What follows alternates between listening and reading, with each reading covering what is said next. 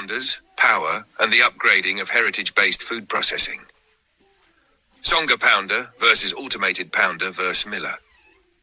This comparison presents three different approaches to grain preparation, each shaped by its own purpose, cost structure, and social meaning. The Tsonga pounder stands out as the simplest system. It depends on human effort, not electricity, and therefore remains accessible in places where power, capital, or industrial support are limited. Its cultural value is equally important because it preserves a heritage-based skill and keeps production close to the household. Yet its weaknesses are clear. It is slow, labor-intensive, and produces a smaller volume.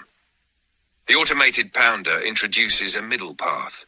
By adding a motor and mechanism, it increases speed, reduces labor, and gives a more consistent result while still preserving some texture. This makes it a practical bridge between manual knowledge and mechanical production. The miller, however, is built for bulk output. It is the fastest and most commercially useful option, especially where quantity and fine flour are priorities. At the same time, it can reduce texture, costs more, and depends heavily on technical maintenance and reliable power. The overall message is that each method fits a different context. Wind-solar grinder. This section shifts from comparison to innovation.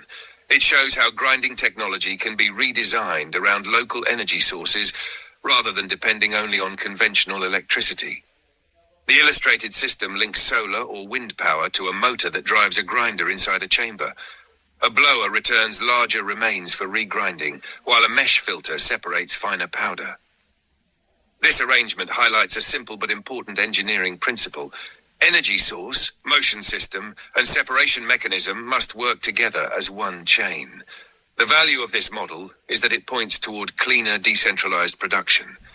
It suggests that rural or semi-rural communities do not need to remain trapped between exhausting manual labor and expensive industrial systems. Instead, they can build practical machines from locally understood needs, using renewable energy to improve productivity while keeping ownership and design relevance closer to the people who use the machine. Pounders, 0.25, 0.51 to 5th Industrial Revolution.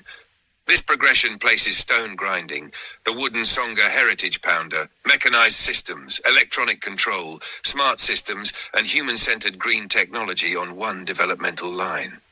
The strongest idea here is not that heritage belongs to the past, but that heritage-based knowledge can become the foundation for future industry. The identified trap is therefore not lack of intelligence or lack of history, but exclusion, land loss, cheap labor systems, weak access to capital, and failure to upgrade local knowledge into own technology.